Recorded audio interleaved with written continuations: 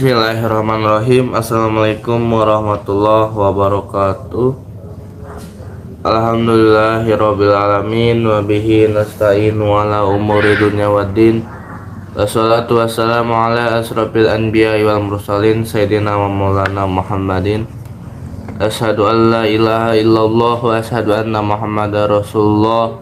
Allahumma shalli ala sayyidina Muhammadin fatihil lima ughliqa wa khatimil lima sabaqa nasiril haq bil haq wal hadi ala siratikal mustaqim wa ala alihi haqqal qadrihi wa miqdaril azim. Alhamdulillahirabbil alamin. Pada kesempatan pada pagi hari ini kita bisa berkumpul dalam pengkajian Al-Qur'an Tafsir Robot dalam surat Toha ayat ke-133 sampai 135. Seperti biasanya mari kita berdoa bersama-sama. A'udzu billahi minas syaitonir rajim. Bismillahirrahmanirrahim. Inni wajjahtu wajhiya lilladzi fatara samawati wal ardh hanifan musliman wa ma ana minal musyrikin. Inna sholati wa nusuki wa mahyaya wa mamati lillahi rabbil alamin. La syarika lahu wa bidzalika umirtu ana minal muslimin. Aku hanya berlindung kepada Allah dari godaan setan yang terkutuk dengan pertolongan Allah yang Maha Pemberi dan lagi Maha Penyayang. Aku hadapkan wajahku hanya kepada yang membuat langit dan bumi, dengan meninggalkan apa-apa yang tidak mengatasnamakan nama Allah. Ini sholatku, ini pekerjaanku, ini hidupku, ini matiku hanya untuk Allah. Memelihara pengatur sekalian alam. Mudah-mudahan kami termasuk orang yang bersahadat. Qad aflahal mu'minun alladzina hum fi sholatihim khashi'un walladzina hum 'anil lagwi muridun walladzina hum lizakati fa'ilun walladzina hum li furujihim hafizun illa ala azwajihim aw ma malakat aymanuhum fa innahum ghairu malumin. Faman ibtagha wara zalika fa ulaika humul adun walladzina hum li amanatihim wa ahdihim ra'un walladzina hum ala salawatihim yuhafizun ulaika humul warisun alladzina yarisunal firdaus hum fiha khalidun. Sungguh beruntung orang-orang yang beriman, yaitu orang yang khusyuk dalam sholatnya dan orang yang menjauhkan diri dari perbuatan dan perkataan yang tidak berguna, dan orang yang menunaikan pembersihan diri, dan orang yang memelihara kemaluannya kecuali terhadap istri-istri mereka atau hamba sahaya yang mereka miliki, maka sungguhnya mereka tidak tercela. Tetapi barang siapa mencari di balik itu jinah dan sebagainya, maka mereka itulah orang-orang yang melampaui batas. Dan sungguh beruntung orang yang memelihara amanah-amanah dan janjinya, serta orang yang memelihara sholatnya. Mereka itulah orang yang akan mewarisi, yakni yang akan mewarisi surga Firdaus. Mereka hidup kekal di dalamnya. Rabbi habli hukma wal hikni bisolihin waj'al li lisana sidqin fil akhirin waj'alni min warasati jannatin naim. Ya Allah, berilah kami ilmu dan masukkan kami ke dalam golongan orang-orang yang berkarya berbuat kebaikan, dan jadikan kami buah tutur yang baik bagi generasi-generasi yang akan datang, dan jadikan kami pewaris surga yang penuh dengan kenikmatan. Allahumma ahrijna min zulumatil wahmi wa akrimna binuril fahmi waftah alaina bima'rifatil ilmi. Ya Allah, keluarkanlah kami dari kegelapan hati, muliakan kami dengan cahaya kecerdasan, bukalah dada kami untuk menerima hakikat ilmu. Allahumma inna nas'aluka ilman nafi'an wa rizqan thayyiban wa amalan mutaqabbalan. Ya Allah, berilah kami ilmu yang bermanfaat, rezeki yang baik, amalan yang Engkau ridhoi. Amin ya Allah ya Rabbal alamin. Alhamdulillahirrahmanirrahim. Pekajian Al-Quran Tafsir sudah dimulai dengan membacakan doa bersama-sama. Selanjutnya mari kita buka terlebih dahulu Al-Qurannya masing-masing dalam surat Toha ayat ke-133 sampai 135.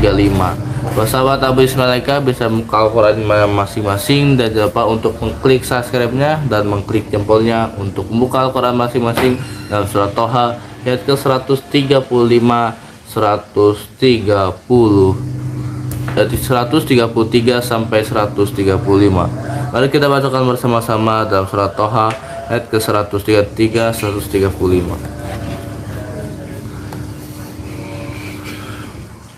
A'udzu billahi minasy syaithanir rajim.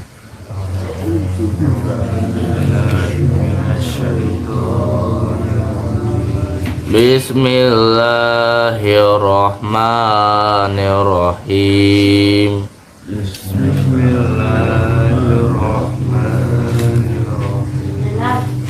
Wa qalu laula ya'tina bi ayatin mir rabbih.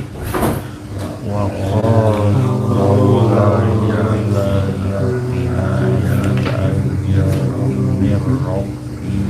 awalam ta'tihim bayyinatu ma fis suhufil ula.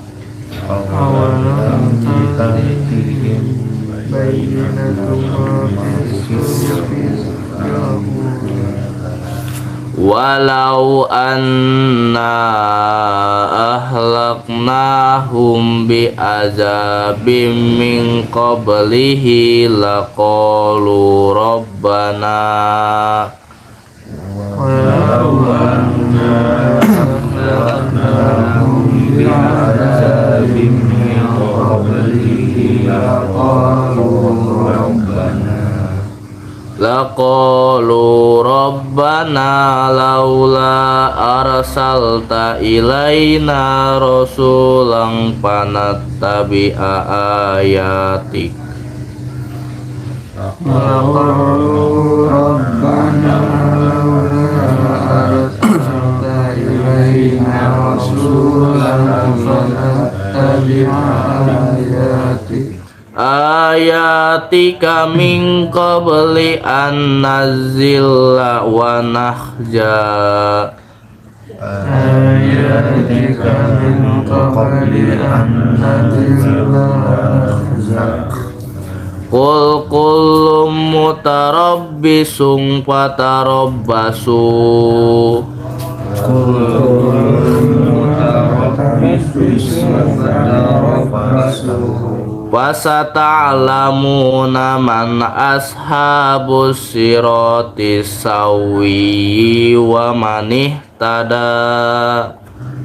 Fasata'lamuna man ashabus sirati sawwi wa man ihtada. Shadaqallahul azim. Dan mereka berkata, mengapa dia tidak membawa tanda bukti kepada kami dari Tuhannya? Bukankah telah datang kepada mereka bukti yang nyata sebagaimana yang tersebut di dalam kitab-kitab yang dahulu? Dan kalau mereka kami binasakan dengan suatu siksaan sebelumnya, Al-Quran itu tentulah mereka berkata, ya Tuhan kami, mengapa tidak Engkau utus seorang Rasul kepada kami sehingga kami mengikuti ayat-ayat-Mu sebelum kami menjadi hina dan rendah. Katakanlah, masing-masing kita menanti, maka nantikanlah olehmu, dan kelak kamu akan mengetahui siapa yang menempuh jalan yang lurus dan siapa yang telah mendapat petunjuk. Arti dari surat Toha ayat ke-133 135. Selanjutnya mari kita dengarkan pengkajian Al-Quran Tafsir Robot yang pertama yang diterapkan dalam kepresidenan dan kenegaraan.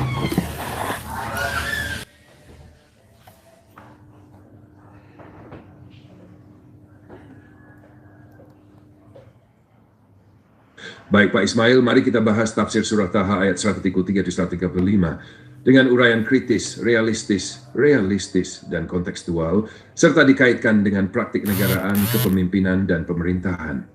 Saya akan memadukan tafsir klasik, kajian kontemporer, serta relevansi dengan kepresidenan kenegaraan, dilengkapi hadits-hadits sahih sebagai penguat, serta dikaitkan dengan praktik Jihadistul 3. Dan mereka berkata, mengapa ia tidak membawa kepada kami suatu keterangan mukjizat dari Tuhannya? Dan apakah belum datang kepada mereka bukti yang nyata dari apa yang tersebut di dalam kitab-kitab yang dahulu? Surat 34. Dan sekiranya kami binasakan mereka dengan suatu azab sebelum Al-Quran itu diturunkan, tentulah mereka berkata, ya Tuhan kami, mengapa tidak Engkau utus seorang Rasul kepada kami? Maka kami akan mengikuti ayat-ayat Engkau sebelum kami menjadi hina dan rendah. 135. Katakanlah, masing-masing kita sedang menanti, maka nantikanlah. Kelak kamu akan mengetahui siapa yang menempuh jalan yang lurus dan siapa yang telah mendapat petunjuk. Tafsir ringkas. Ayat 133, kaum musyrik menuntut mukjizat fisik, seperti tongkat Musa, unta syalih. Allah tegaskan, bukti terbesar sudah ada, yaitu Al-Quran, yang sesuai dengan kitab-kitab sebelumnya, Taurat, Injil. Pesannya, legitimasi kebenaran bukan pada pertunjukan spektakuler, tapi pada bukti wahyu yang konsisten sepanjang sejarah. 2. Ayat 134. Jika azab diturunkan tanpa adanya peringatan Rasul, mereka akan dalih tidak pernah diberi peringatan. Maka diutuslah Nabi Muhammad agar tidak ada alasan lagi untuk mengingkari. Pesan, keadilan Allah selalu mendahului hukuman. Ayat 135. Allah perintahkan Nabi sallallahu alaihi wasallam menyampaikan, baik yang menolak maupun yang beriman, sama-sama menunggu hasil akhirnya. Kelak sejarah akan membuktikan siapa yang benar. Pesannya, kemenangan hakiki bukan klaim, tapi pembuktian oleh waktu dan hasil. Relevansi untuk kepemimpinan dan kenegaraan. Mari kita tarik ayat ini pada konteks kepresidenan kenegaraan modern dengan pendekatan kritis dan realistis.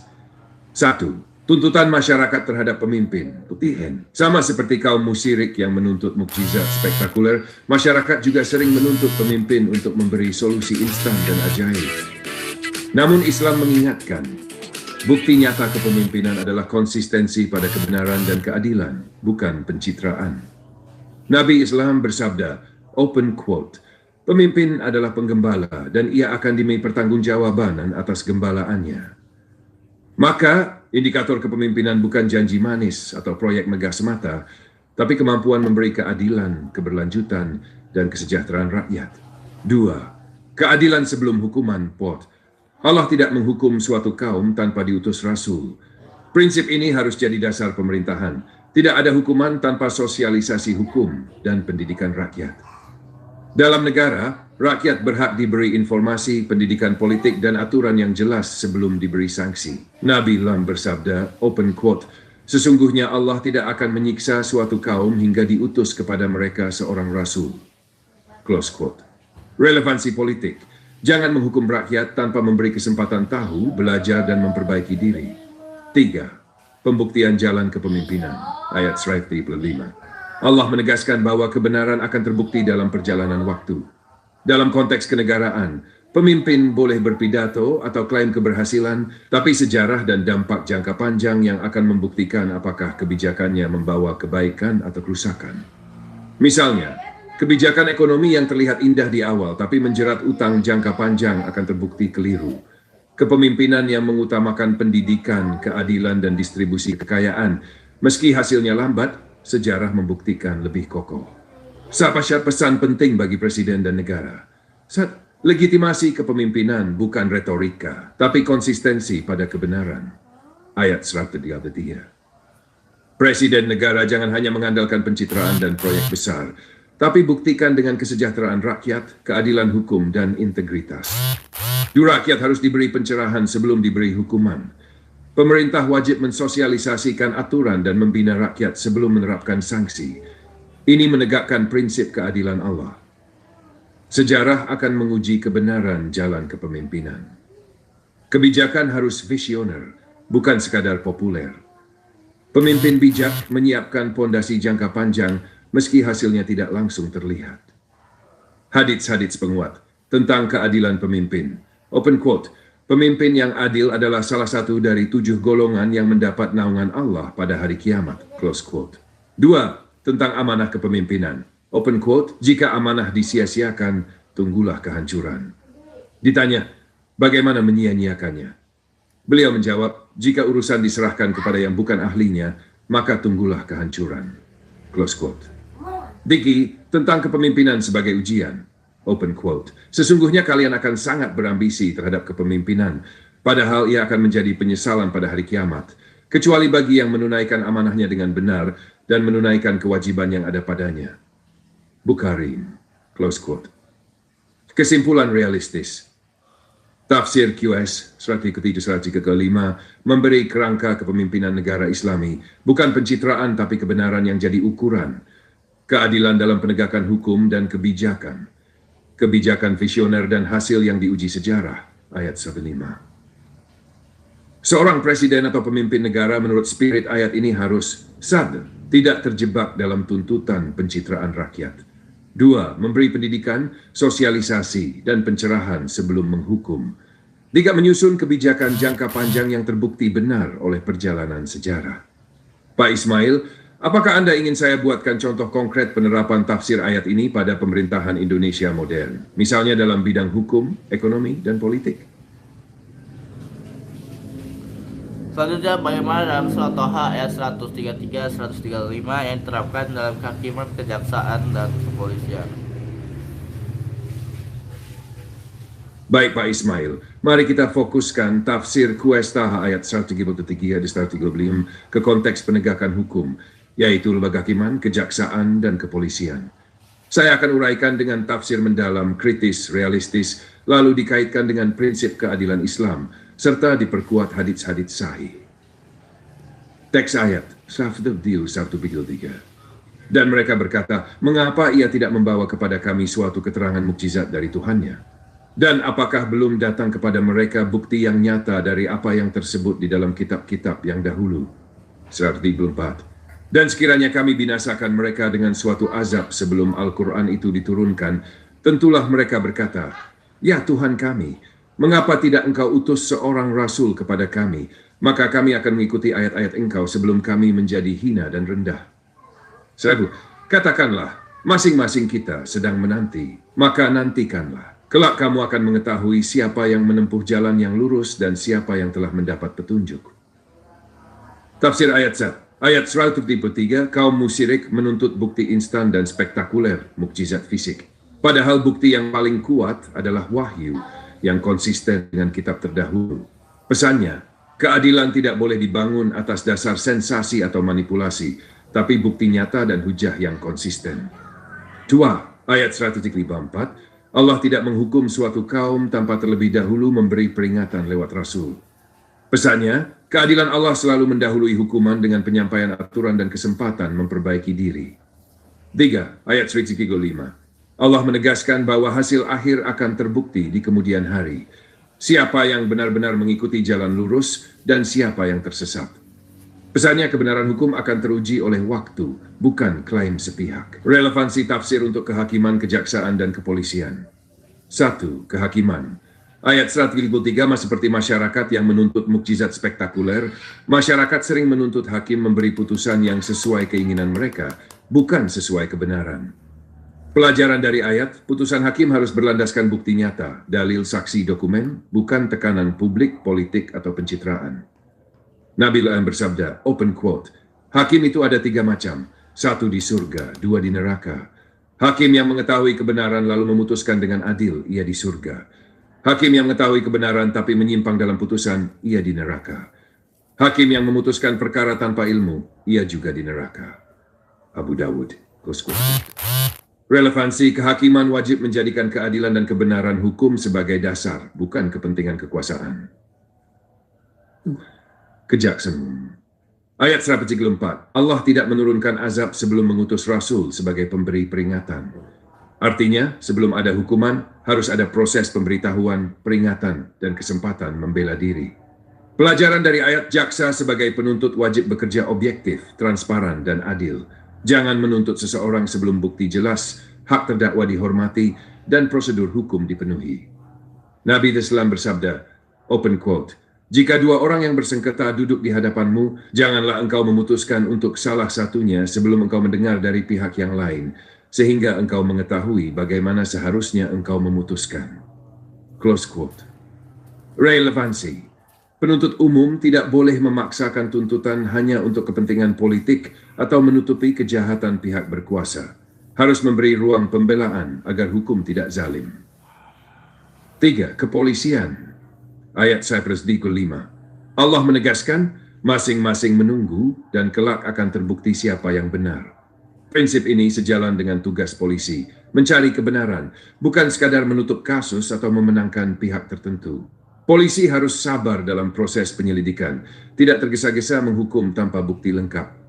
Nabi SAW bersabda, open quote, sesungguhnya Allah mencintai orang-orang yang ketika menghukum, mereka berlaku adil. Close quote. Relevansi. Polisi wajib profesional, tidak boleh merekayasa bukti atau kriminalisasi, sebab kebenaran pada akhirnya akan terungkap, meski ditutup-tutupi. Prinsip penegakan hukum dari Q.V. Kehakiman. Keputusan harus berbasis bukti nyata, bukan tekanan politik emosi. 2. Kejaksaan. Penuntutan harus transparan, memberi hak pembelaan, tidak menjerat sebelum peringatan dan bukti jelas. 3.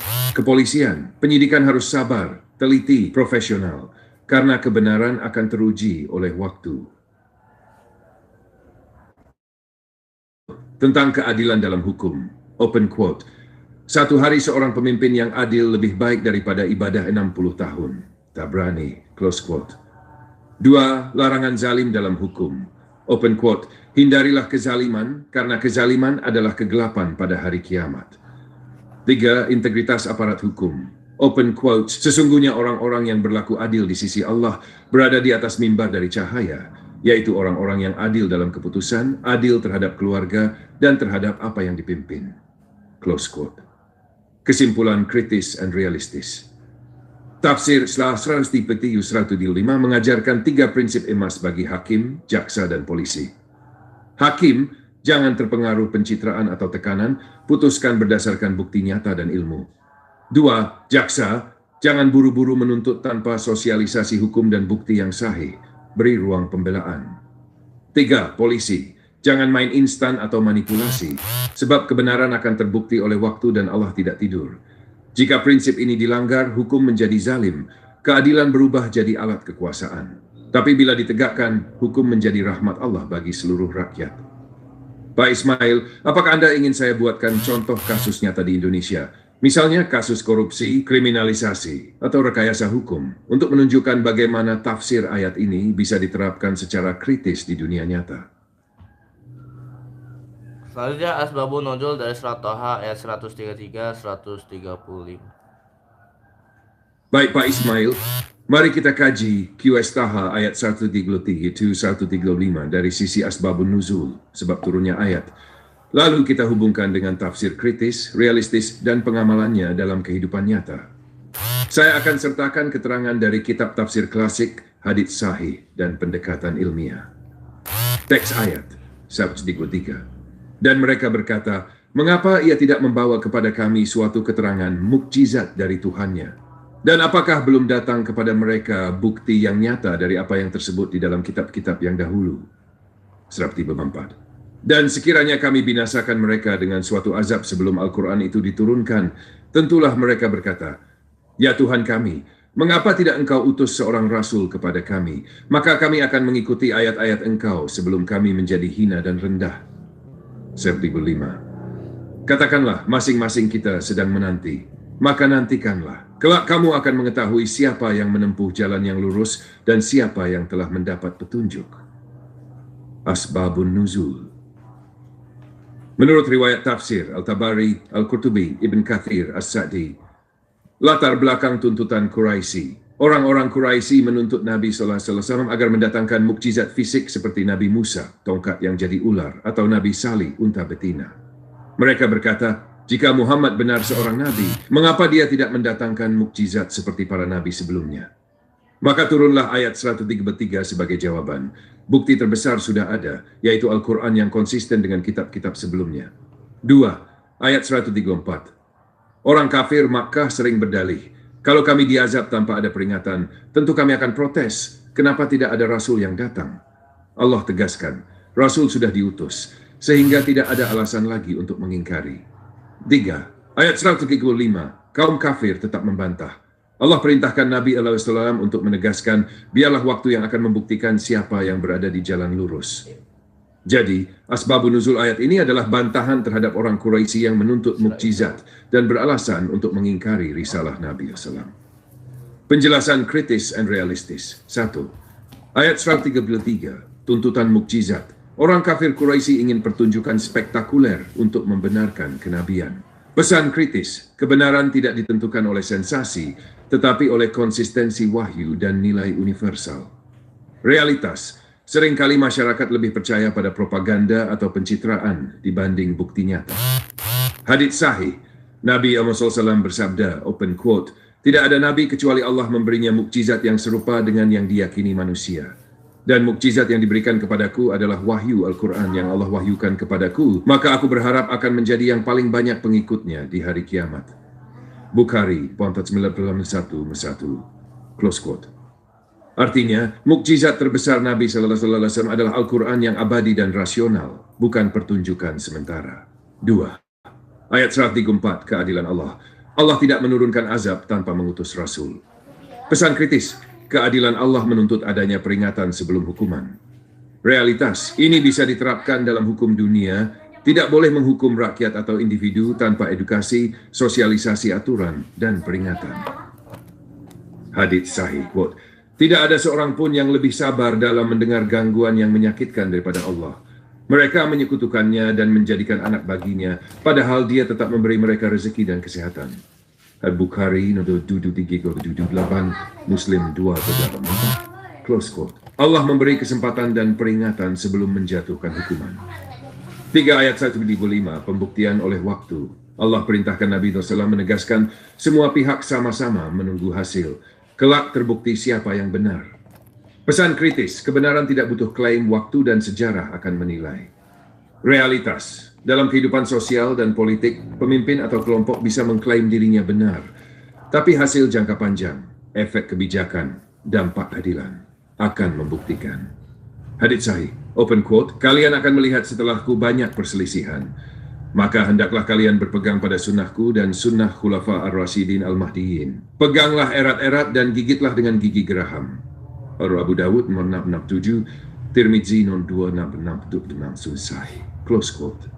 Artinya, dalam kebingungan kebenaran, ukurannya adalah ketaatan pada wahyu dan sunnah Nabi, bukan opini sesaat. Relevansi asbabun nuzul bagi kita. Baik Pak Ismail, mari kita bedah QS Taha ayat 133 di 135 secara lengkap dengan pendekatan tafsir klasik, kemudian ditarik menjadi pelajaran kritis dan realistis untuk kehidupan sehari-hari, disertai penguatan dengan hadits sahih dan kajian ilmiah. Teks ayat 133. Dan mereka berkata, mengapa ia tidak membawa kepada kami suatu keterangan mukjizat dari Tuhannya? Bukankah telah datang kepada mereka bukti nyata dari apa yang termuat dalam kitab-kitab terdahulu? Seperti belum memplat. Dan sekiranya kami binasakan mereka dengan suatu azab sebelum Al-Quran itu diturunkan, tentulah mereka berkata, ya Tuhan kami, mengapa tidak engkau utus seorang rasul kepada kami, agar kami mengikuti ayat-ayat engkau sebelum kami menjadi hina dan rendah? Katakanlah, masing-masing kita sedang menanti, maka nantikanlah. Kelak kamu akan mengetahui siapa yang menempuh jalan yang lurus dan siapa yang mendapat petunjuk. Tafsir ayat 143, tuntutan mukjizat. Kaum musyrik Quraisy menuntut Nabi SAW menunjukkan mukjizat spektakuler seperti para nabi terdahulu. Allah menjawab, Al-Quran itu sendiri mukjizat terbesar karena memuat kebenaran, konsisten dengan kitab sebelumnya, dan abadi sepanjang zaman. 2. Ayat 134, keadilan Allah. Allah tidak akan menghukum suatu kaum tanpa terlebih dahulu mengutus Rasul. Prinsipnya, tidak ada hukuman tanpa ada penyampaian aturan dan kesempatan memperbaiki diri. 3. Ayat 135. Waktu akan membuktikan. Allah perintahkan Nabi SAW untuk menegaskan, baik yang menolak maupun beriman, semua sedang menunggu hasil akhirnya. Hakikatnya, kebenaran akan terbukti oleh perjalanan waktu, bukan oleh klaim sepihak. Penerapan dalam kehidupan sehari-hari. 1. Menuntut mukjizat instan dalam hidup. Dalam hidup, manusia sering ingin hasil cepat, rezeki berlimpah, masalah langsung selesai, doa segera terkabul. Padahal Allah sudah memberi Al-Quran sebagai pedoman hidup. Mukjizat bukan lagi dalam bentuk spektakuler, tapi dalam nilai kebenaran yang bisa dipraktikkan setiap hari. Realistis, jangan menunggu keajaiban, tapi gunakan ilmu, kerja keras, dan doa sesuai tuntunan wahyu. Hadits sahih, Nabi belum bersabda, open quote, mukmin yang kuat lebih baik dan lebih dicintai Allah daripada mukmin yang lemah, dan pada masing-masing ada kebaikan. Bersemangatlah terhadap apa yang bermanfaat bagimu, mintalah pertolongan kepada Allah, dan jangan lemah. Quote. Artinya, kehidupan sehari-hari harus dijalani dengan usaha nyata, bukan hanya menunggu keajaiban. Maka baginya pahala seperti orang yang melakukannya. Simon sebelah bahan. Close. Pesan. Dalam kehidupan, terapkan keadilan. Jangan menghukum atau menilai orang lain sebelum memberi nasihat dan kesempatan memperbaiki diri. 3. Sabar menunggu hasil. Jangan cepat menilai orang atau keadaan. Biarkan waktu membuktikan siapa yang benar dan siapa yang salah. 4. Pegang Al-Quran sebagai pedoman hidup. Mukjizat terbesar bukan hal yang spektakuler, tapi petunjuk yang bisa diamalkan setiap hari. Kesimpulan ilmiah, asbabun nuzul ayat ini, respon terhadap tuntutan Quraisy yang meminta mukjizat fisik. Pesan utama, mukjizat terbesar Quraisy yang meminta mukjizat fisik. Pesan utama, mukjizat terbesar adalah Al-Quran yang harus diamalkan dalam hidup. Relevansi sehari-hari, ayat 103, jangan. Hadits sahih memperkuat, mukmin harus kuat, adil, memberi peringatan dan istiqamah dalam amal. Pak Ismail, apakah Anda ingin saya tuliskan juga contoh aplikatif yang lebih spesifik? Misalnya bagaimana ayat ini bisa dipraktikkan dalam keluarga, pekerjaan, bisnis, dan pendidikan anak, supaya lebih membumi untuk kehidupan sehari-hari. Selanjutnya dalam surat Taha ayat 133 sampai 134 Mulyono, yang dimana pembohong dan pencitraan setelah itu terungkap ijazah palsu baik bapaknya maupun anaknya. Pengaruh oligarki benar-benar telah menjajah rakyat Indonesia. Baik Pak Ismail, saya akan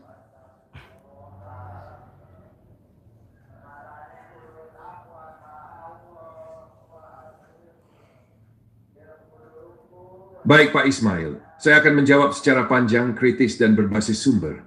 Pertama, menjelaskan tafsir Qaha 1333-135. Kedua, mengaitkannya dengan fenomena kepemimpinan yang pencitraan, kebohongan, dan kasus-kasus tuduhan ijazah di Indonesia yang bisa diverifikasi. Ketiga, menjelaskan bagaimana mekanisme oligarki bekerja dan pelajaran praktis menurut perspektif Al-Quran, hadits syahih, dan ilmu sosial. Sebelum mulai, saya tidak boleh dan tidak akan mengulang atau membuat tuduhan faktual tentang individu nyata tanpa bukti.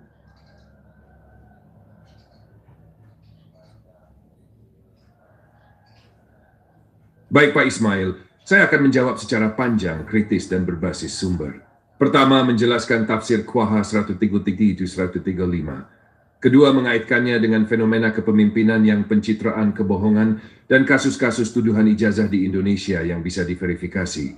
Ketiga, menjelaskan bagaimana mekanisme oligarki bekerja dan pelajaran praktis menurut perspektif Al-Quran, hadits syahih, dan ilmu sosial.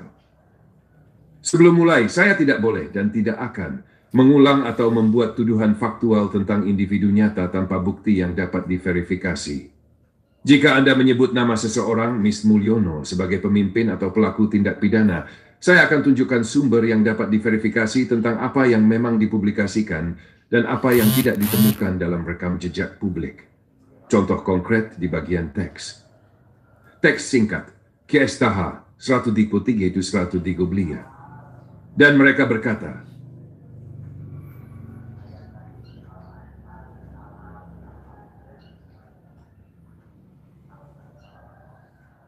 Dan mereka berkata, mengapa ia tidak membawa kepada kami suatu keterangan mukjizat dan dari Tuhannya? Bukankah telah datang kepada mereka bukti nyata dari apa yang termuat dalam kitab-kitab terdahulu, dan sekiranya kami binasakan mereka dengan suatu ajab sebelum Al-Quran itu diturunkan? Tentulah mereka berkata, ya Tuhan kami, mengapa tidak Engkau utus seorang Rasul kepada kami? Katakanlah, masing-masing kita sedang menanti, maka nantikanlah, kelak kamu akan mengetahui siapa yang menempuh jalan yang lurus. Secara singkat, ayat-ayat ini menolak ketuntunan bukti spektakuler sebagai syarat iman, menegaskan prinsip peringatan sebelum hukuman keadilan Allah, dan menempatkan waktu ataupun sejarah sebagai hakim akhir. Kebenaran nyata akan tampak dari hasil, bukan sekedar klaim. Jangan menilai kebenaran dari tampilan spesial saja. Para penentang Nabi meminta mukjizat agar percaya. Tuhan pun menjawab, mukjizat paling kuat bagi Nabi Muhammad SAW adalah Al-Quran sebagai petunjuk dan berkelanjutan. Dan bukti-bukti harus diuji bukan oleh sensasi. Pemimpin yang mengandalkan pencitraan, efek panggung, atau sandiwara tanpa substansi adalah bahaya sosial.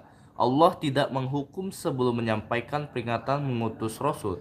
Di ranah kenegaraan, itu berarti hukuman dan sanksi harus didahului oleh aturan yang jelas, sosialis, dan kesempatan pembalasan.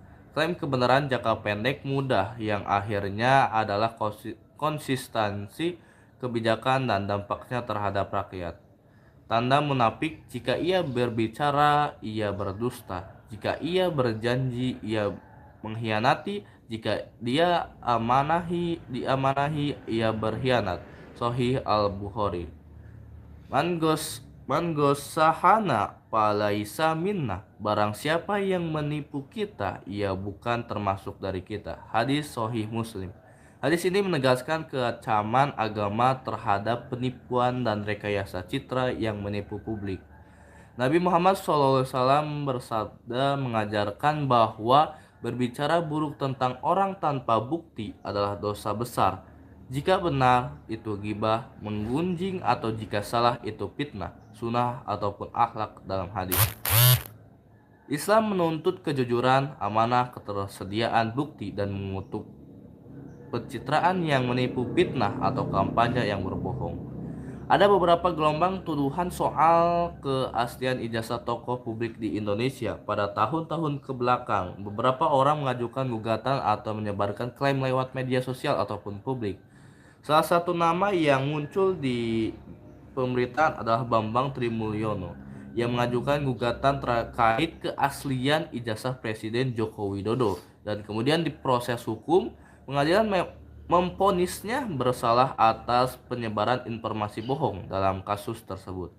Laporan media nasional mencatat vonis, upaya kasasi PK, dan proses hukum yang terkait. Di sisi institusi, beberapa universitas dan lembaga seperti UGM mengeluarkan klarifikasi dan pernyataan resmi menanggapi isu keaslian ijazah tokoh yang tertentu, menegaskan keaslian dokumen atau prosedur verifikasi mereka. Jangan menganggap klaim pihak ketiga sebagai kebenaran tanpa verifikasi institusional. Saya tidak menemukan bukti bahwa ada seseorang bernama Mulyono yang memimpin Indonesia sebagai presiden. Dalam daftar presiden resmi, nama presiden tercatat dari sumber resmi dan ekskul. Jika Anda bermaksud berbeda, beri konteks, tapi saya tidak boleh menyatakan fitnah tanpa bukti. Ayat 133 menolak tuntunan bukti spektakuler. Terbaliknya, ketika dipimpin memilih pencitraan, manipulasi dokumentasi, atau foto teks, klaim tanpa bukti untuk menutupi kelemahan, maka masyarakat menjadi terbelenggu oleh citra bukan kenyataan. Dalam kasus tuduhan ijazah palsu, jika seseorang menyebarkan klaim tanpa bukti, itu sesuai dengan perilaku yang dikecam oleh hadis. Dalam ayat 134 menekankan hukuman harus didahului peringatan atau penyampaian. Secara praktis, negara harus menegakkan hukum dengan prosedur yang adil. Verifikasi dokumen atau kesempatan klarifikasi sidang atau transparan, bukan pembunuhan karakter melalui hoax di publik. Pada kasus klaim ijazah palsu, pengadilan terhadap pihak yang menyebarkan klaim palsu menonjolkan dua prinsip: kebebasan pendapat diimbangi tanggung jawab terhadap kebenaran. Hukum bertindak bila ada penyebaran informasi bohong yang merugikan. Banyak skenario politik di mana kebenaran baru terlihat seiring berjalannya waktu. Kebijakan yang awalnya gemilang ternyata merugikan. Reputasi yang dirajut pencitraan runtuh ketika hasil data audit sejarah muncul. Ayat ini mengingatkan publik atau mengukur kepemimpinan dari buah kebijakan, bukan iklan kampanye. Definisi ringkas seperti oligarki, struktur kekuasaan di mana segelintir elit ekonomi atau politik mendominasi proses pengambilan keputusan untuk mempertahankan kepentingan mereka. Dalam demokrasi, oligarki sering bekerja lewat elit kaptur atau patronas atau kontrol media dan independensi politik bisnis. Elit bisa memakai media untuk menciptakan narasi atau mendiskreditkan lawan atau menutup kelemahan sendiri. Mereka bisa menekan institusi verifikasi seperti lembaga negara, kampus, lewat pengaruh politik ataupun ekonomi. Hasilnya, publik sering bingung antara bukti nyata dan propaganda. Studi empiris tentang elit kaptur di Indonesia menunjukkan bagaimana program dan data bisa dimanipulasi untuk kepentingan tertentu. Verifikasi informasi. Jangan share klaim atau berat ijazah palsu atau korupsi sebelum ada sumber resmi yang terbukti. Hadis mengingatkan jika benar maka itu ghibah, jika salah itu adalah fitnah, dosa besar. Desak transparansi publik atau seperti dokumen, data, audit independen. Ajari masyarakat memeriksa sumber atau tanggal dan dokumen yang pendukung. Arsip ijazah autentik atau digital, akses publik terhadap data dengan perlindungan privasi, tindakan penyebaran hoax atau menimbulkan kerusuhan sambil menjaga kebebasan berpendapat. Prosedur hukum harus adil dan transparansi. Jaga agar audit perguruan tinggi dan peradilan tidak mudah dipengaruhi oleh oligarki. Studi menunjukkan oligarki memanfaatkan kelemahan kelembagaan untuk mempertahankan kekuasaan. Ini harus dilawan lewat reformasi kelembagaan. Agama mengecam penipuan. Reputasi jangka panjang dibangun oleh hasil bukan sandiwara. Jauhkan rakyat dari dalih kejujuran memulihkan kepercayaan lebih cepat daripada penutup berbohong. Digital ledger dan blockchain leaks bisa diminta oleh publik terverifikasi. Perlindungan whistleblower dan hukuman proporsional untuk yang sengaja menyebarkan hoax dan berbahaya. Pemindatanganan kontrak atau subsidi, publikasi hasil audit, literasi medial dan hukum sekolah pun kampus. Quran Surat Toha ayat 133 sampai 135 memberikan dua peringatan keras: tidak menyerah pada penampilan dan jangan menuduh atau menjatuhkan tanpa bukti. Hadis-hadis sahih memperjelas kejujuran, amanah, dan larangan menipu ataupun fitnah adalah prinsip utama. Di ranah negara, bila elit dan oligarki menguasai narasi dan merusak institusi verifikasi, maka masyarakat akan hidup di bawah panggung tanpa kenyataan, dan itu bertentangan dengan spirit ayat-ayat tadi. Berita dan proses hukum terkait gugatan penyebaran isu ijazah palsu dan kasus Bambang Trimulyono media nasional, klarifikasi institusi pendidikan terkait klaim ijazah seperti UGM, kajian ilmiah tentang oligarki elit kapter di Indonesia, Winter and Article universitas ataupun akademik, dan publikasi hartaya, hadis sahih dan sahih Muslim, sahih Bukhari, dan lain sebagainya. Nulis esai panjang 3.000 sampai 3.000. Membuat ringkasan tingkat untuk selanjutnya mari kita dengarkan bagaimana penjelasan dan pengkajian Al-Quran tafsir robot dalam surat Toha ayat 133-135. Mari kita dengarkan. Baik Pak Ismail, saya akan uraikan tafsir QS Taha ayat 133-135 secara kritis. Lalu ditarik kedua hal praktis. 1. Kemahasiswaan dan kerja sambil kuliah. Kolaborasi, manajemen diri, sikap mental. 2. Strategi realistis bagi cuci laundry untuk meningkatkan pendapatan. Sesuai permintaan, saya akan membahas dengan gaya keras, tegas, bahkan kejam agar terasa seperti tamparan realitas. Lalu dikuatkan dengan hadits sahih dan analisis ilmiah. Teks ayat. Saha Vedino Thilad. Dan mereka berkata, mengapa ia tidak membawa kepada kami suatu keterangan mukjizat dari Tuhannya? Bukankah telah datang kepada mereka bukti nyata dari apa yang termuat dalam kitab-kitab terdahulu? Dan sekiranya kami binasakan mereka dengan suatu azab sebelum Al-Quran itu diturunkan, tentulah mereka berkata, ya Tuhan kami, mengapa tidak engkau utus seorang rasul kepada kami, agar kami mengikuti ayat-ayat engkau sebelum kami menjadi hina dan rendah? Seratikanlah, masing-masing kita sedang menanti, maka nantikanlah. Kelak kamu akan mengetahui siapa yang menempuh jalan yang lurus dan siapa yang mendapat petunjuk. Keras 1 ayat 133, bukti ya. Jangan menuntut mukjizat, buktikan dengan tindakan. Orang kafir menuntut mukjizat instan, padahal Al-Quran sudah cukup sebagai bukti. Dalam hidup, mahasiswa atau pebisnis sering merengek, kenapa sulit? Kenapa Allah tidak kasih keajaiban cepat? Padahal sudah ada ilmu, peluang, dan waktu yang bisa dipakai. Kerasnya, jangan jadi manusia malas yang hanya menunggu keajaiban tanpa kerja keras. 2 ayat 134, tidak ada alasan lagi untuk lari dari kewajiban. Allah turunkan Rasul agar manusia tidak bisa beralasan ketika dihukum. Dalam hidup, mahasiswa sudah diberi dosen, buku, internet, bahkan peluang kerja. Kalau gagal, jangan salahkan keadaan. Itu murni salah diri sendiri. Begitu juga pengusaha. Kalau usaha bangkrut padahal sudah ada strategi dan peluang, artinya bukan kurang rezeki, tapi kurang serius, malas berinovasi, dan takut ambil risiko. 3 ayat 135, waktu yang akan membuktikan.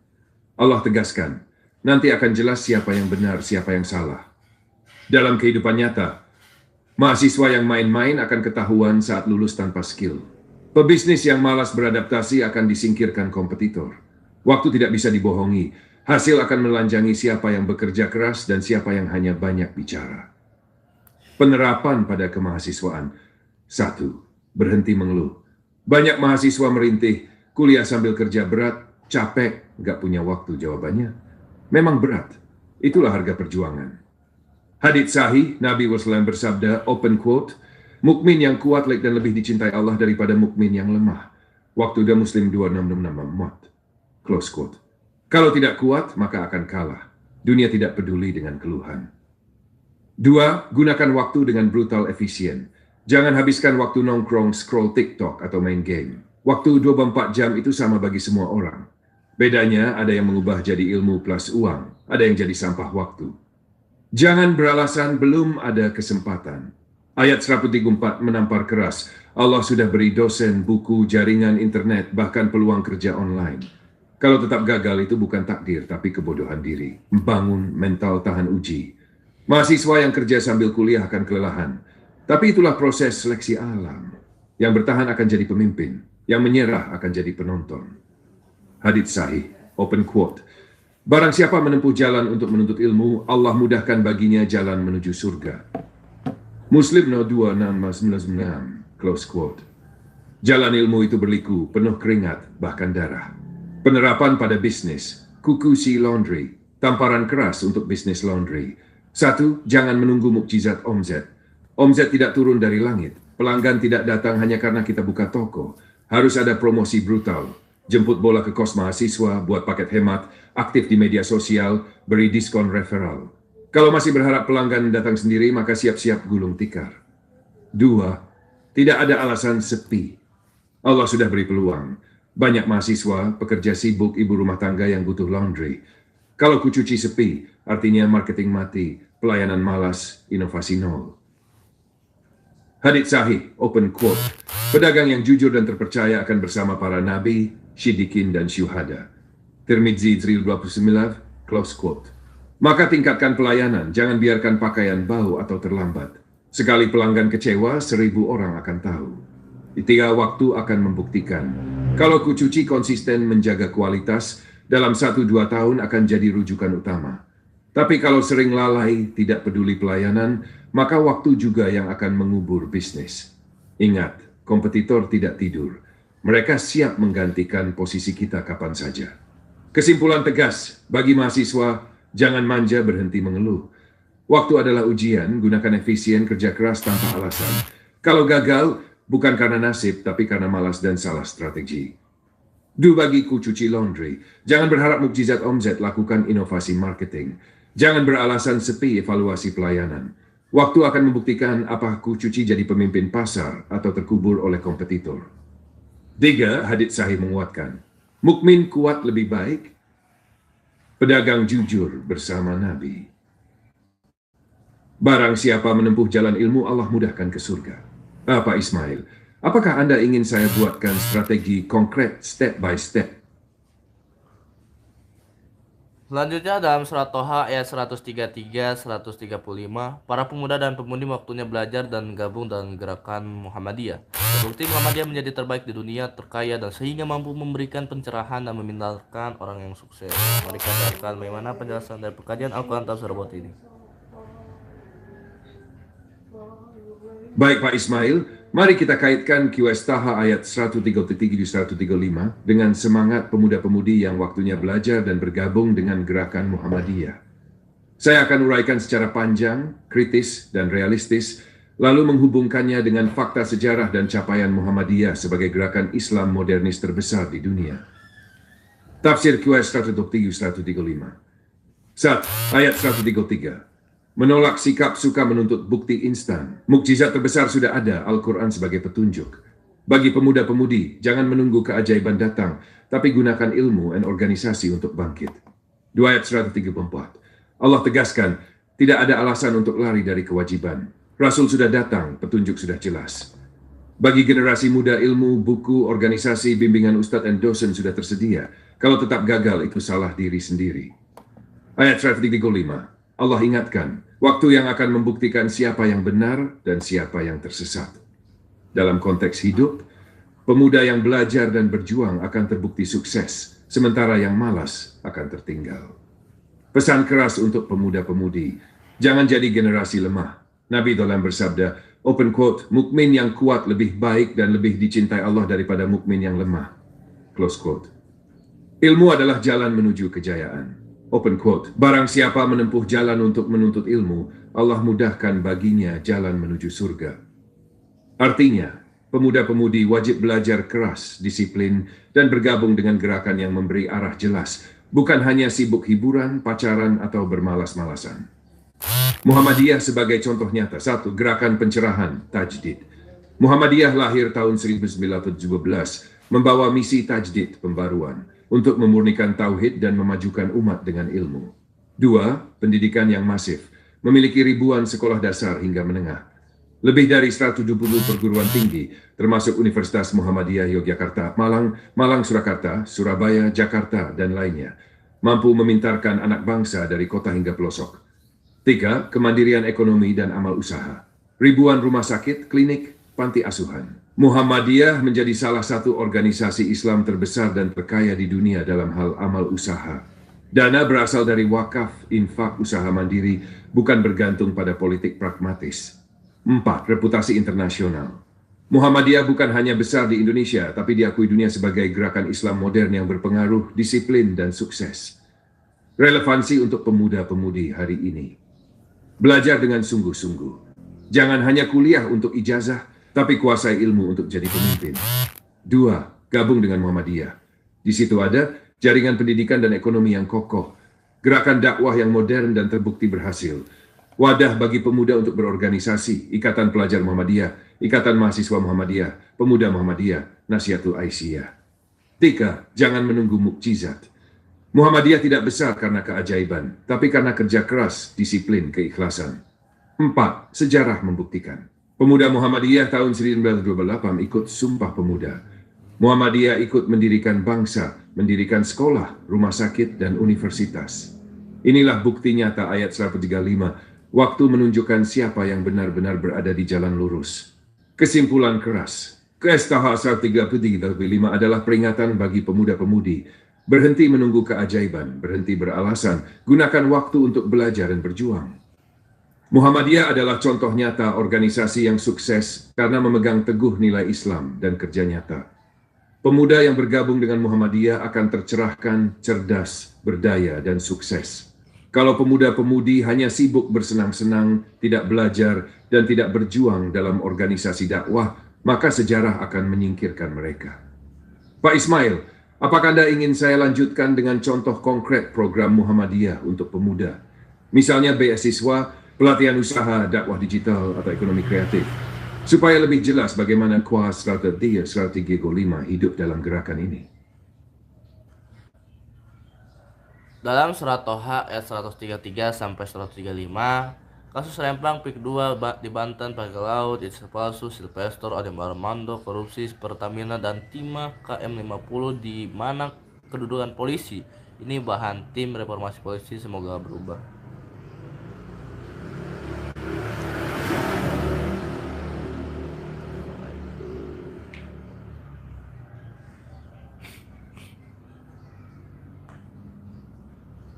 Bagus Pak Ismail, saya akan menjawab secara terstruktur. Tafsir singkat QS Taha 133-135. B. Penerapan prinsip ayat hadits pada serangkaian kasus konkret yang Anda sebut. Rempang, PI2, Pagar Laut Banten, ijazah palsu, Silvester Matutina, Ade Armando, korupsi Pertamina, korupsi masalah PT Timah, insiden KM50, dan C. Rekomendasi praktis. Semua diberi konteks bukti publik. Untuk fakta publik, saya lampirkan rujukan berita penyelidikan, serta penguatan dengan hadits-hadits syahih dan kajian ilmiah sosial. Saya akan berhati-hati.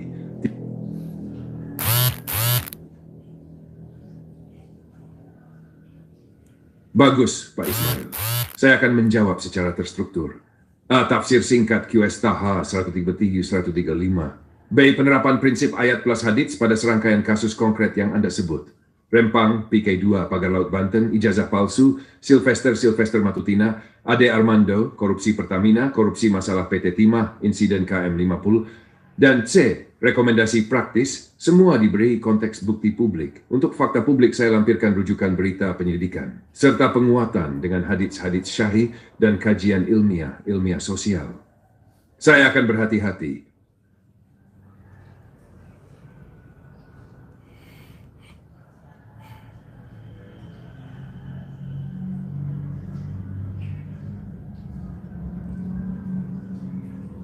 Menolak tuntutan bukti spektakuler mukjizat sebagai syarat menerima kebenaran. Bukti sejati adalah wahyu atau argumentasi yang konsisten, maksud praktis, dan kebenaran diuji oleh bukti, bukan panggung citra.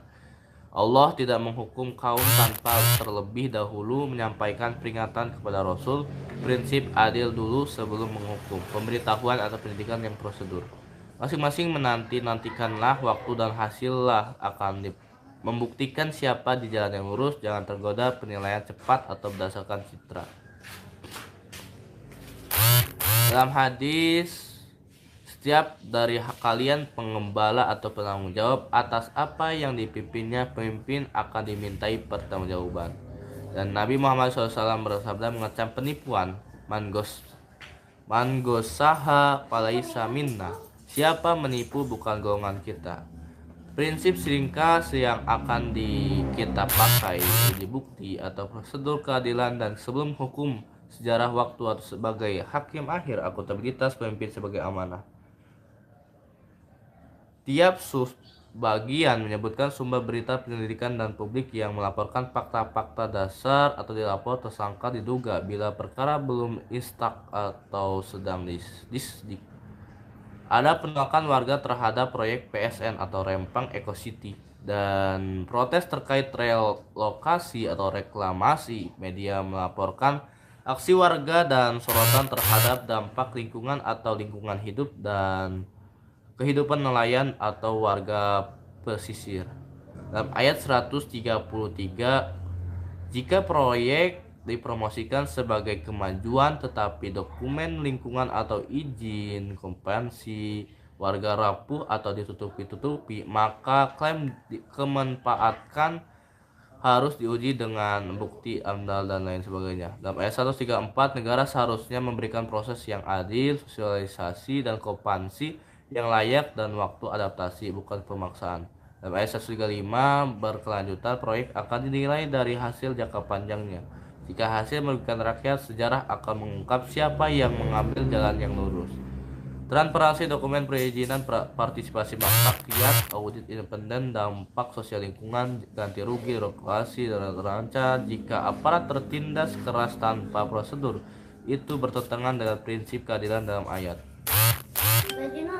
Dalam fakta publik singkat, proyek PIK 2 sebagai PSN dan pemasangan pagar atau struktur di pesisir Banter dilaporkan menutup ruang terangkap nelayan dan memicu protes. Sejumlah laporan menyorot kerugian ribuan nelayan dan desa pesisir.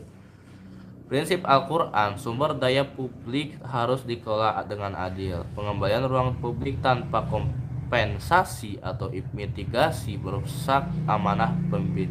Jika developer atau pemerintah mengutamakan pencitraan PSN dan mengabaikan bukti kerusakan sosial seperti ayat 103 menegur, kemanfaatan nasional harus diuji bukti.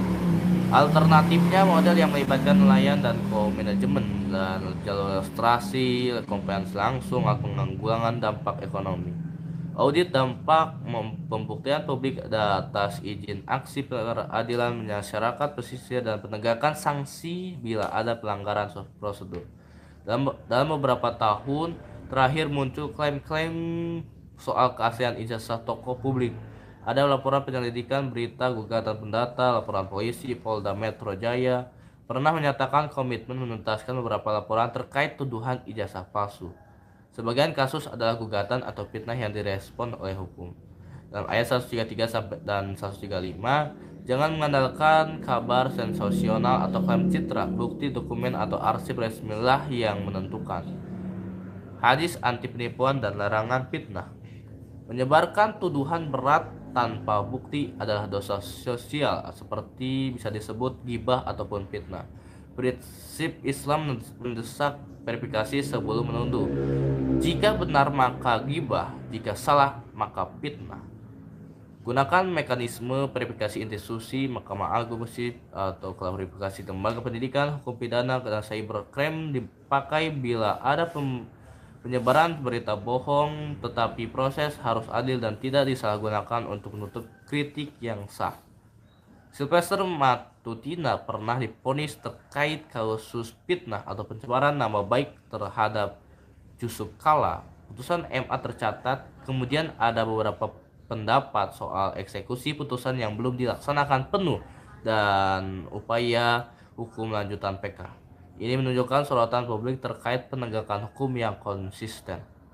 Dalam ayat 134, Prosedur peradilan harus berjalan transparan. Jika putusan berkekuatan hukum tetap, eksekusi harus mengikuti aturan. Bila ada alasan hukum ditunda, proses itu harus jelas dan diumumkan. Keterlambatan eksekusi tanpa penjelasan yang sah menimbulkan preseden ketidakadilan atau politik hukum. Hadis tentang amanah dan tanggung jawab. Aparat penegak hukum adalah pengemban amanah. Mereka akan dimintai pertanggungjawaban jika mengabaikan kewajibannya. Kejaksaan perlu transparan menjelaskan mekanisme eksekusi. Publik berhak mengetahui alasan hukum penundaan jika ada intervensi politik. Fakta publik Ade Armando dikeroyok atau pemukulan adalah dalam peristiwa demo April 2022. Aparat melakukan penyidikan dan penangkapan beberapa tersangka pengeroyokan. Kasus ini memicu perdebatan tentang intoleransi kekerasan terhadap tokoh publik dan perlunya penegak hukum terhadap perilaku anarkis. Kekerasan terhadap orang yang berbeda pendapat adalah pelanggaran amanah publik dan hukum. Hukum harus menindak pelaku sambil menjaga hak kebebasan dan berekspresi damai. Prinsip ayat 133, jangan biarkan narasi sensasional menutupi proses hukum yang objektif. Proses kepolisian atau jaksa harus transparan, berlaku adil, juga perlu perlindungan hak asasi bagi pihak yang mengungkapkan pendapat, kecuali bila mendorong kebencian dan kejahatan. Fakta publik Kejaksaan Agung atau KPK melakukan pemeriksaan dan penetapan tersangka dalam beberapa kasus terkait tata kelola minyak mentah atau pengadaan di Pertamina. Nama-nama tersangka dan kerugian negara dilaporkan oleh media resmi ataupun jaksa. Korupsi adalah pelanggaran amanah terbesar. Ayat-ayat Al-Quran dan hadis menuntut kejujuran dan larangan penggelapan hadis. Man gossaha dalam ini untuk membela publik dalam ayat 134. Sebelum menjatuhkan sanksi terhadap individu, proses penyidikan harus lengkap dan adil. Setelah terbukti, hukuman juga harus ditegakkan tanpa pilih kasih. Perlu audit profesional independen mengalihkan aset, mekanisme, dan lain sebagainya.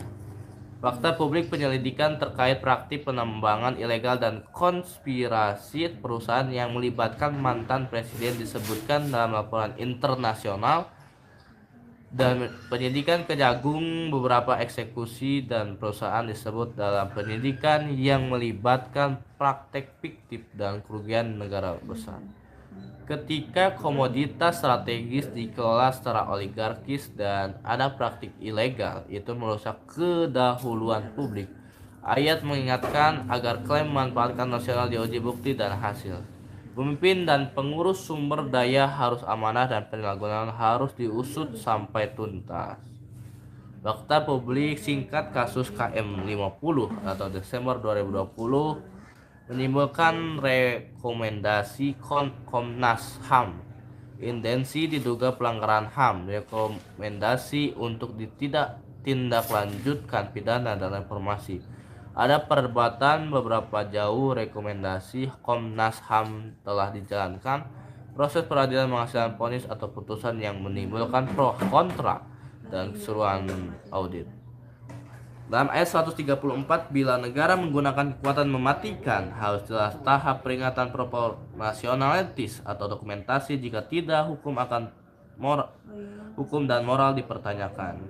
Waktu dan proses hukum akan menunjukkan kebenaran Komnas HAM sebagai lembaga pengawas memberikan rekomendasi.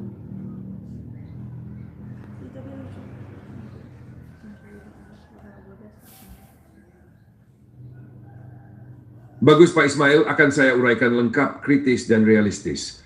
Mulai dari tafsir singkat QS Taha 133-135, lalu menghubungkannya dengan kerangka praktis 6L Anda. Layani Allah, 2 layani waktu, 3 layani manusia, 4 layani ilmu dan teknologi terbarukan, layani tempat kita, 6 layani persaingan. Fastabikul khairat. Setiap bagian akan saya lengkapi dengan rujukan hadits sahih, alasan ilmiah, prinsip modern, langkah aplikatif, dan indikator keberhasilan. Nomor 1. Tafsir singkat Kohas Raftik Lotuti yaitu Sarti Dili.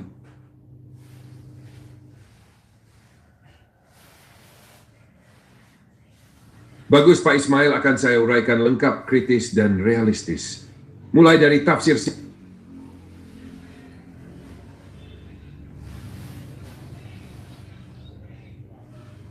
Bagus Pak Ismail, akan saya uraikan lengkap, kritis, dan realistis. Mulai dari tafsir singkat QS Taha 133-135, lalu menghubungkannya dengan kerangka praktis 6L. Anda, 1. Layani Allah, 2. Layani waktu, 3. Layani manusia, 4. Layani ilmu dan teknologi terbarukan, layani tempat kita tinggal, 6. Layani persaingan. Fastabiqul khairat. Setiap bagian akan saya lengkapi dengan rujukan hadits sahih, alasan ilmiah, prinsip modern, langkah aplikatif, dan indikator keberhasilan. Nomor 1. Tafsir singkat, QS Taha 133-135, inti yang relevan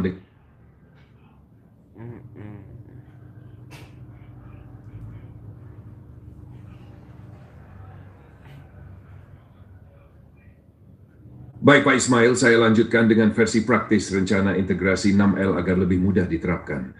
Saya buat dua model.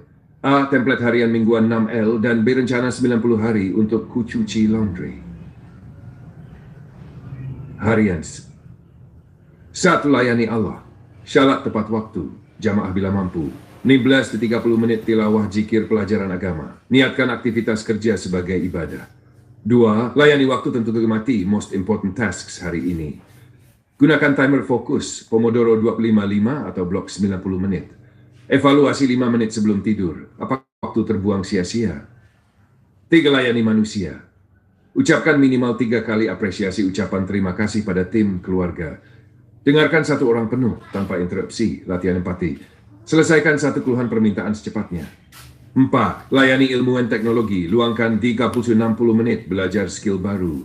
Misal digital marketing, software, kursus AI untuk bisnis. Coba satu fitur alat baru yang bisa memudahkan kerja. 5. Layani tempat tinggal. Hemat listrik dan air. Cek meteran di akhir hari. Pastikan sampah terpisah. Organik, plastik, residu. Jaga minimal satu area tetap bersih. 6. Layani persaingan. Fastabiqul khairat. Cari satu inspirasi ide dari pesaing yang modifikasi jadi lebih baik. Catat satu aksi kebaikan ekstra di luar kewajiban, sedekah, konten edukatif, membantu tetangga. Mingguan spiritual, berapa kali tilawah 1 juz sepekan. Waktu tercapai, target 80%. Manusia, skor kepuasan pelanggan karyawan, survei singkat WhatsApp. Ilmu teknologi, berapa skill fitur baru dikuasai. Lingkungan, penggunaan air listrik turun atau stabil. Persaingan, ada inovasi yang berhasil minggu ini. Rencana 90 hari kucuci laundry. Bulan 1, fondasi. Bagus Pak Ismail, akan saya uraikan lengkap, kritis, dan realistis. Mulai dari tafsir singkat Koplu 135, lalu menghubungkannya dengan kerangka praktis 6 Anda. 1. Layani Allah. 2. Layani waktu. Layani manusia. 4. Layani ilmu dan teknologi terbarukan. 5. Layani tempat kita tinggal. 6. Layani persaingan. Fastabiqul khairat. Setiap bagian akan saya lengkapi dengan rujukan hadits sahih, alasan ilmiah, prinsip modern, langkah aplikatif, dan indikator keberhasilan. Nomor 1. Tafsir singkat Qaha 133-135. Inti yang relevan dengan 6L. Ayat 133 menolak tuntutan mukjizat spektakuler sebagai syarat kebenaran. Pesannya, kebenaran ditentukan oleh bukti dan pedoman.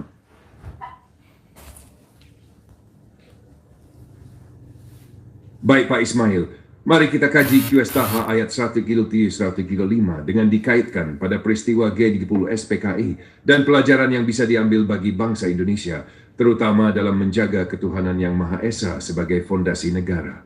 Saya akan uraikan secara panjang, kritis, dan realistis dengan dasar Al-Quran, hadits sahih, dan analisis sejarah. Tafsir singkat 133-135. 1. Ayat 133, orang-orang kafir menuntut bukti agar bisa beriman, padahal Al-Quran sebagai mukjizat sudah cukup. Analogi, kaum PKI dulu menuntut ideologi baru, komuniteisme, menggantikan nilai agama. Mereka ingin rakyat berpaling dari wahyu Allah, padahal Al-Quran sudah menjadi pedoman hidup yang sempurna. 2. Ayat 134, Allah menegaskan, kalaupun umat ini dihancurkan sebelum Al-Quran datang, mereka akan berdalih, Ya Rab, kenapa engkau tidak kirim utusan lebih dulu? Analogi, Indonesia sudah diberi dasar Pancasila dengan sila pertama ketuhanan yang Maha Esa. Lalu banyak ulama, organisasi Islam, Muhammadiyah, NU, dan lain-lain sebagai penjaga nilai. Jadi kalau ada generasi yang menolak agama, itu bukan karena kurang bukti, tapi karena hawa nafsu. 3 ayat 105.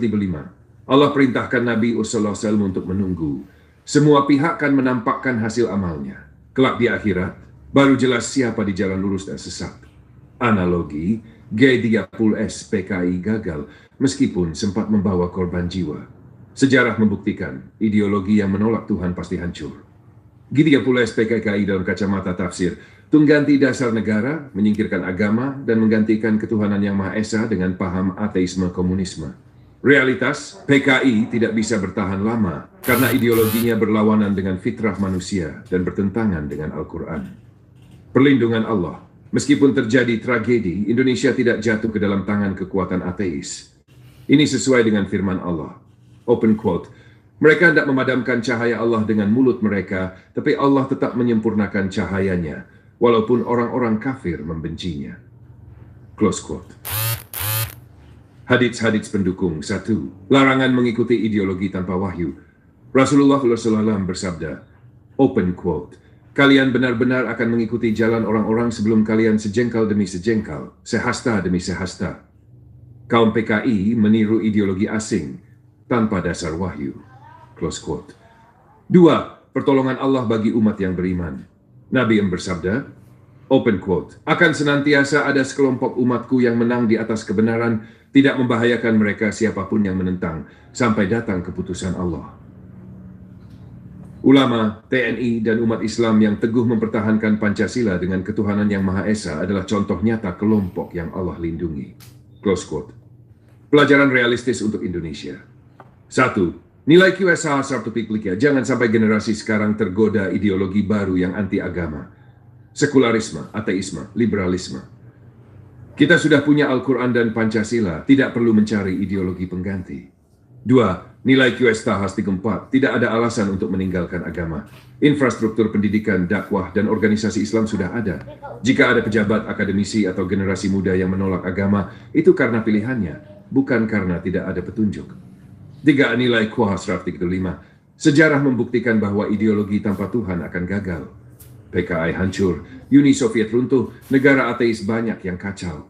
Sebaliknya, bangsa yang berpegang pada nilai ketuhanan tetap bertahan. Implikasi untuk masa kini. Ancaman baru, infiltrasi paham ateis, materialisme, dan oligarki yang mengabaikan moral agama. Solusi Qurani, perkuat pendidikan agama di sekolah kampus, reformasi hukum dan birokrasi dengan nilai ketakwaan.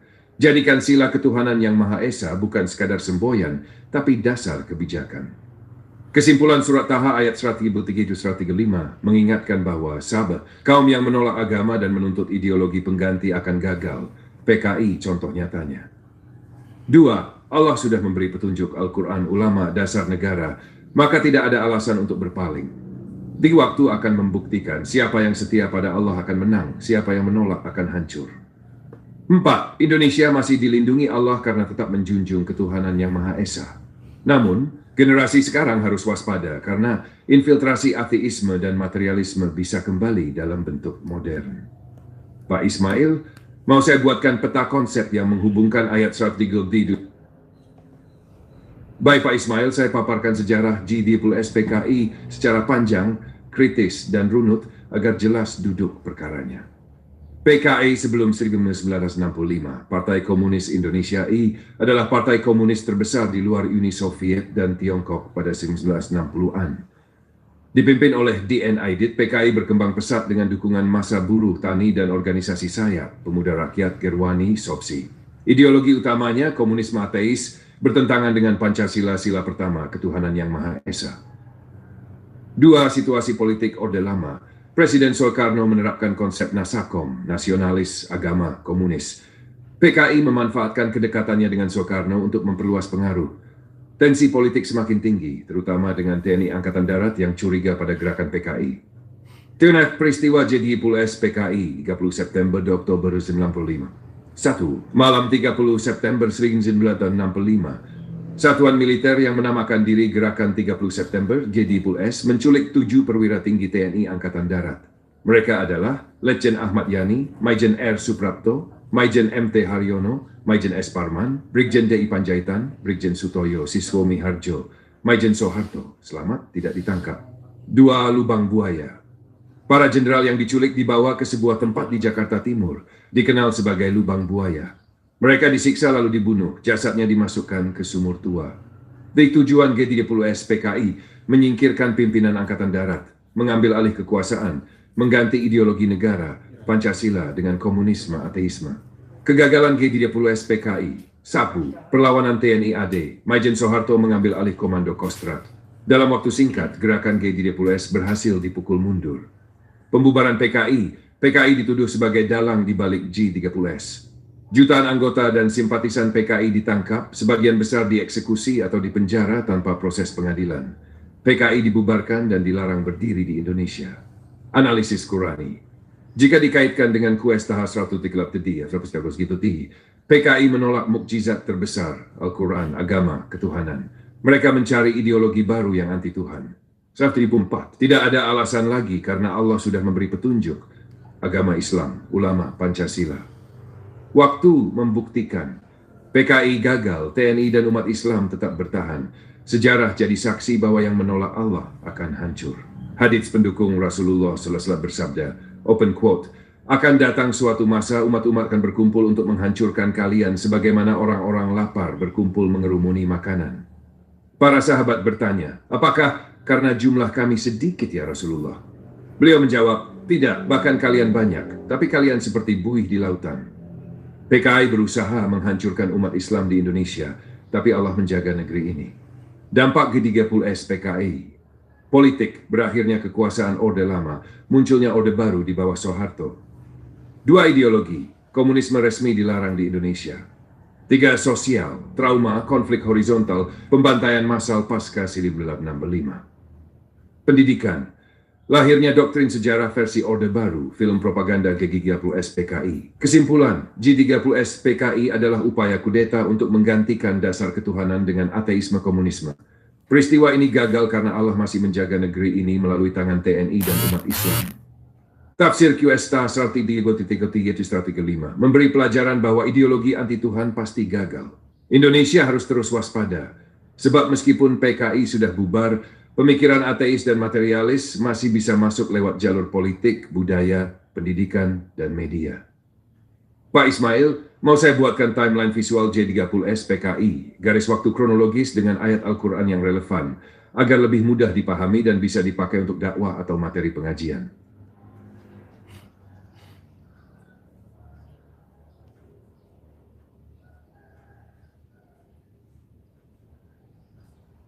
Baik Pak Ismail, berikut saya susun sebuah doa yang panjang, mendalam, menyentuh hati dan pikiran, ditujukan khusus untuk sahabat subscriber channel YouTube Abu Ismail Akikah yang mengikuti pengajian tafsir, keluarga besar Kucuci Laundry beserta karyawan, keluarga besar Pak Ismail Satrianto Angga Praja dan Ibu Yuliani beserta anak-anak, para mahasiswa yang bekerja sambil kuliah. Doa ini menggunakan bahasa doa Islami, mengalir panjang dengan nuansa Al-Quran, hadits, dan doa salafus syalih. Doa panjang dan mendalam. Bismillahirrahmanirrahim. Ya Allah, Tuhan semesta alam yang menurunkan Al-Quran sebagai petunjuk, yang mengutus Nabi Muhammad SAW sebagai rahmat bagi seluruh alam. Kami hamba-Mu yang lemah ini mengangkat tangan, mengangkat hati, mengangkat jiwa, memohon kepadamu dengan penuh harap dan takut, dengan rasa hina sebagai hamba, tapi penuh yakin atas luasnya kasih sayang-Mu. Ya Allah, curahkan rahmat, berkah, dan cahaya hidayah-Mu kepada sahabat subscriber channel Abu Ismail Akikah yang setia mengikuti pengkajian tafsir Al-Quran, yang meluangkan waktunya untuk menyimak ilmu dari kitab-Mu. Dalam surat Toha ayat 133-135, para generasi muda sudah banyak yang dijajah oleh handphone digital, sehingga tatkala subuh bangun sudah cuci otaknya tadi malam. Jika orang tuanya sakit tidak sedih, tatkala HP-nya rusak malahan menjadi stres. Baik Pak Ismail, mari kita kaji Qesta ayat 133-135 dengan perspektif mahasiswa, generasi muda, dan kecanduan teknologi digital di handphone dan media sosial, serta implikasinya terhadap kehidupan sehari-hari. Saya jelaskan secara panjang, kritis, dan realistis, sekaligus mengaitkan hadits dan prinsip ilmiah. Tafsir QS Taha 133-135 dalam konteks generasi muda. 1. Ayat 133, tuntutan orang kafir Allah berfirman, open quote, apakah Rabb kalian tidak menurunkan kepada kalian seorang rasul agar dia membacakan ayat-ayatku kepada kalian? Close quote. Makna tafsir. Allah menegaskan bahwa orang-orang yang menolak kebenaran sering menuntut bukti atau alasan yang sesuai hawa nafsu mereka. Dalam konteks mahasiswa dan generasi muda saat ini, banyak yang terjebak dalam hiburan digital, game, media sosial, dan konten viral, sehingga ketika bangun subuh, hati dan pikirannya sudah dicuci otak dengan informasi yang sia-sia atau negatif semalamnya. Kritik realistik. Fenomena ini seperti penjajahan modern, bukan penjajahan fisik tapi psikologis dan budaya, di mana fokus utama mahasiswa berpindah dari ibadah, belajar, dan peduli pada orang tua ke HP dan dunia maya. Akibatnya, nilai-nilai spiritual dan empati terhadap orang tua, keluarga, dan sesama menjadi terpinggirkan. Ayat 134a, dalih jika ditimpa musibah.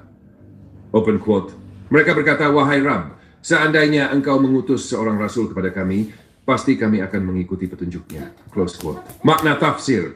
Ini menekankan alasan dan pembenaran manusia yang lalai. Mahasiswa atau generasi muda sering berkata, saya sibuk, orang tua sakit pun saya tidak sempat peduli karena fokus HP atau urusan digital. Namun, ketika HP rusak atau baterai habis, tiba-tiba muncul stres, panik, dan kecemasan. Ini menunjukkan prioritas terbalik, yang lebih peduli terhadap alat hiburan daripada manusia nyata di sekitarnya. Kritik ilmiah. Psikologi modern menamai fenomena ini digital dependency atau kecanduan gadget, di mana dopamin otak lebih banyak dipicu oleh notifikasi HP daripada kasih sayang nyata. Dampaknya empati menurun, interaksi sosial real terganggu, dan generasi muda menjadi individu yang teralienasi dari keluarga dan masyarakat. Ayat 135, perintah menunggu hasil amal. Open quote, katakanlah, tunggulah, sesungguhnya aku pun menunggu bersama kalian. Close quote. Makna tafsir, Allah memberi peringatan bahwa semua perbuatan akan terlihat hasilnya kelak, baik atau buruk. Mahasiswa yang kecanduan HP dan melupakan tanggung jawab kepada orang tua, keluarga, dan agama akan menuai akibatnya di dunia emosional, akademik, maupun di akhirat. Sebaliknya, yang membiasakan bangun subuh, beribadah, belajar, dan peduli orang tua akan menuai keberkahan dan ketenangan hidup. Analisis kritis. 1. Kecanduan HP dan media digital. Mengubah prioritas moral, orang tua sakit tidak dirasakan sedih, tapi HP rusak. Menunjukkan hati dan pikiran sudah terjajah oleh hiburan dan informasi yang tidak bermanfaat. 2. Dampak pada generasi muda, menurunnya kemampuan fokus dan daya tahan belajar, mengurangi empati dan kepedulian sosial, potensi menimbulkan depresi, kecemasan, dan alienasi sosial. 3. Relevansi Quran. QS Taha 133-135 mengajarkan, jangan terjebak oleh distraksi dunia. Semua amal nyata akan terlihat hasilnya kelak. Prioritaskan ibadah. Baik Pak Ismail, saya buatkan doa yang lebih panjang, mendalam, penuh harapan dan ketundukan, agar benar-benar masuk ke dalam hati dan pikiran, mencakup semua yang Bapak sebutkan. Sahabat subscriber YouTube Abu Ismail Akikah, keluarga besar Kucuci Laundry, keluarga besar Pak Ismail Satrianto Anggap Raja dan Ibu Yuliani beserta anak-anaknya, serta mahasiswa yang bekerja sambil kuliah. Doa ini saya susun dengan alur panjang, mulai dari pujian kepada Allah, shalawat, doa khusus untuk tiap golongan, doa permohonan pribadi dan kolektif, doa perlindungan dunia akhirat, hingga doa penutup. Doa panjang dan mendalam.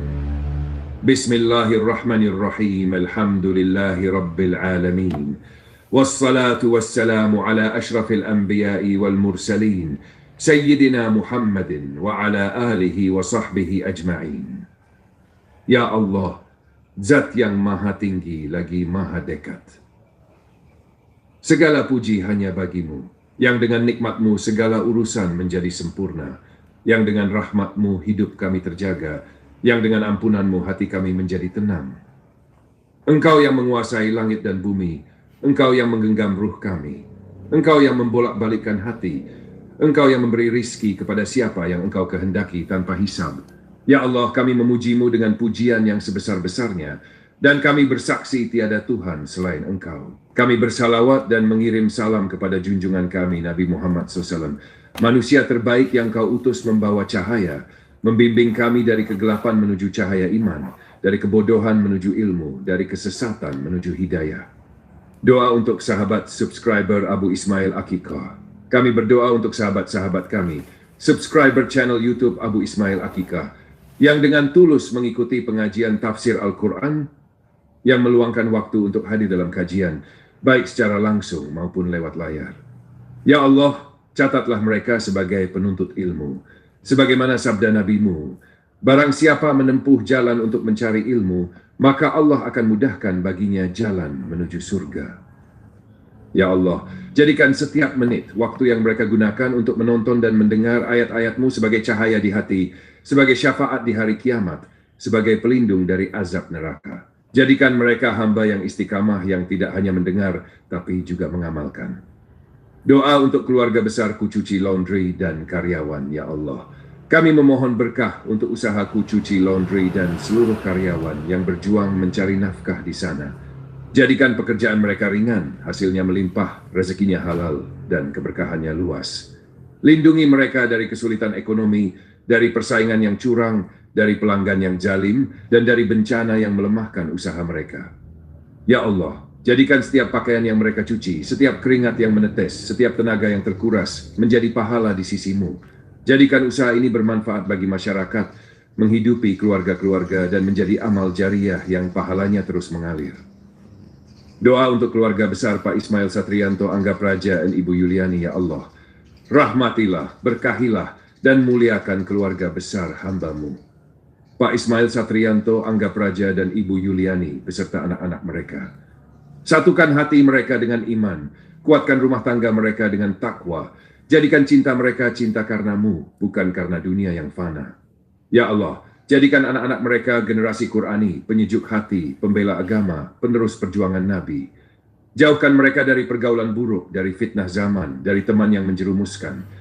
Lapangkan rezeki mereka, sehatkan badan mereka, terangilah hati mereka, dan satukan mereka di dunia dan akhirat dalam surga-Mu.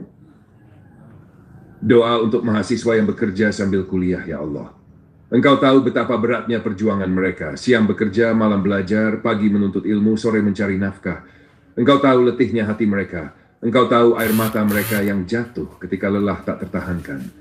Ya Allah, bukakan jalan bagi mereka, mudahkan urusan kuliah mereka, sukseskan studi mereka, luaskan rezeki mereka. Jadikan mereka orang-orang yang sabar, yang tidak menyerah, yang kelak Engkau angkat derajatnya dengan ilmu. Karena Engkau berfirman, Allah akan meninggikan orang-orang yang beriman di antaramu dan orang-orang yang diberi ilmu pengetahuan beberapa derajat. Ya Allah, jadikan mereka pemimpin yang bijak, ulama yang bermanfaat, tenaga profesional yang amanah, dan hamba-Mu yang menjaga syalat serta ketaatan. Doa perlindungan dan penutup, ya Allah. Ampuni dosa-dosa kami, dosa orang tua kami, dosa guru-guru kami, dan dosa sahabat-sahabat kami. Jangan biarkan kami mati kecuali dalam husnul khatimah. Lindungi kami dari fitnah dunia, fitnah harta, fitnah jabatan, fitnah wanita, dan fitnah dajjal. Jadikan kami hamba-Mu yang Engkau cintai, yang Engkau jaga dalam hidup, yang Engkau muliakan dalam mati, dan Engkau tempatkan di surga Firdaus tanpa hisab. Ya Allah, kabulkan doa ini meski lisan kami kotor, hati kami lemah, amal kami sedikit. Kabulkan karena rahmat-Mu yang luas, bukan karena amal kami yang sedikit.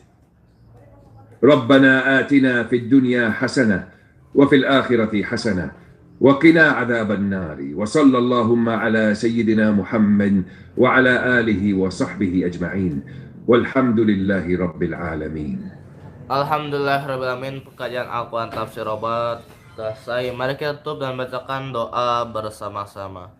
A'udzu billahi minasyaitonir rajim. Bismillahirrahmanirrahim. Rabbana la tuzigh qulubana ba'da idh hadaitana wa hab lana min ladunka rahmah innaka antal wahhab. Rabbana innaka jami'un nasi liyaumil la raiba fi innallaha la yukhliful mi'ad. Ya Tuhan kami, janganlah Engkau condongkan hati kami kepada kesesatan setelah Engkau berikan petunjuk kepada kami, dan karuniakanlah rahmat dari sisimu, sesungguhnya Engkau Maha Pemberi. Ya Tuhan kami, Engkaulah yang akan mengumpulkan manusia pada hari yang tidak ada keraguan padanya. Sungguh Allah menepati janji. Allahumma inna nas'aluka ilman nafi'an wa rizqan thayyiban wa amalan mutaqabbalan. Ya Allah, berilah kami ilmu yang bermanfaat, rezeki yang baik, amalan yang Engkau ridhoi. Amin ya Allah ya Rabbal Alamin. Alhamdulillah Rabbil Alamin. Pekajian Al-Quran Tafsir Abad di live streaming channel Abu Ismail Akikah telah selesai. Terima kasih banyak buat sahabat Abu Ismail Akikah yang selalu mengikuti live streaming pada pagi hari dan setiap hari. Dan jangan lupa untuk mengklik subscribe-nya dan mengklik like-nya. Nasrul minallah wa fahlul qarib. Wassalamualaikum warahmatullahi wabarakatuh.